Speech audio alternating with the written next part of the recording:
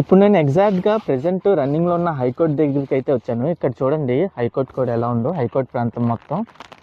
ఇక్కడైతే వాటర్ అయితే ఎక్కడా స్టోరేజ్ అయ్యలేవు, ఖాళీగా ఉంది. రోడ్డు కూడా చాలా క్లియర్గా అయితే ఉంది. రోడ్డు కూడా చూడండి. ఇది ప్రెసెంట్ ఇప్పుడు రన్నింగ్లో ఉన్న హైకోర్టు అనమాట. ఇక్కడ చూడండి ఎలా ఉందో.